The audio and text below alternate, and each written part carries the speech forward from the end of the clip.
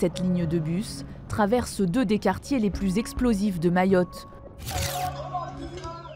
d'où peuvent surgir ceux qu'on appelle des coupeurs de route, qui se livrent à du racket. Mais aussi des bandes rivales, des adolescents de villages ennemis, en guerre depuis toujours. Pendant les 7 km de trajet, tout peut arriver. Sindou a déjà vécu plusieurs caillassages. Sur les villages qui sont juste avant à Congo, c'est un peu dangereux pour nous. La plupart du temps, ce qui nous dérange un peu plus, c'est les embouteillages. Parce que s'il n'y a pas d'embouteillages, on arrive au moins à accélérer pour échapper le plus grave problème, quoi. Car c'est à l'arrêt que la plupart des attaques ont lieu. Les enfants y pensent à chaque instant. Est-ce que parfois vous avez peur dans le bus? Oui. Vous avez peur de quoi? Quand il y a ça, de bus, les cailloux, ils nous lâchent des cailloux là-dedans ici. Et les machettes là. Qu'est-ce qu'ils font avec leurs machettes? Ils nous demandent de sortir les téléphones. De l'argent. De l'argent, si on n'a pas. Et les téléphones. Ils viennent dans le bus chercher vos téléphones? Oui, ils montent. Des fois, ils tabassent même le chauffeur. Quand ils montent, nous on se cache en bas pour éviter qu'ils nous voient.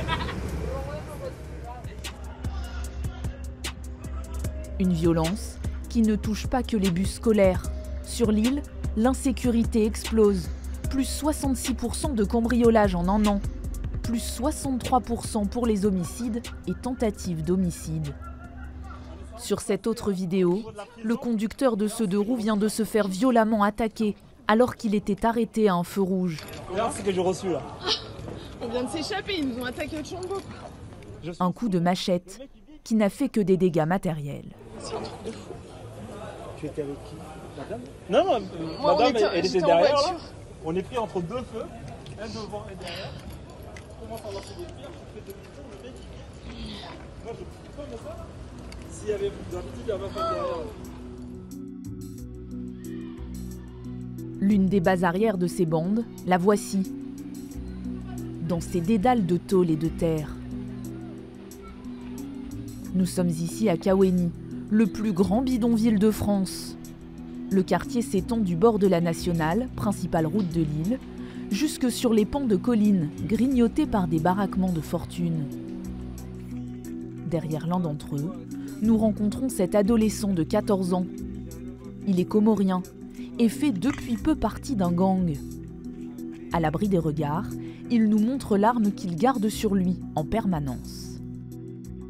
Ça c'est une machette, j'ai récupéré quelque part parce qu'il y a mon pote qui m'avait dit il faut récupérer ça. Je sais pas qu'on va faire quoi avec ça, tu vois. Mais en tout cas, moi j'ai récupéré. Non, c'est pas pour attaquer, c'est pour me défendre. Tu vois. Quand il y a la bagarre, il faut que je me protège, tu vois. Mais j'ai pas maintenant frappé quelqu'un pour rien. Avec habileté, il manie l'arme sous nos yeux. S'il y a la bagarre, on peut faire comme ça, tu vois, tu vois. Mais on peut pas faire ça pour rien. Il faut que vous nous cherchiez d'abord, vous allez nous trouver. Moi, je n'ai jamais tué quelqu'un. Même frapper quelqu'un avec une machette, je n'ai jamais fait un truc comme ça. Aux côtés de ce jeune prêt à en découdre, Jordan. Il nous est présenté par une association du quartier comme un ancien délinquant, repenti aujourd'hui et inséré. Il a accepté de témoigner à visage découvert pour nous raconter son quotidien. Quand il y a la bagarre, nous, pour se séparer, il y en a, ils prennent ce côté-là, ils descendent directement dans un autre quartier. À 23 ans, Jordan a déjà un long parcours de délinquance.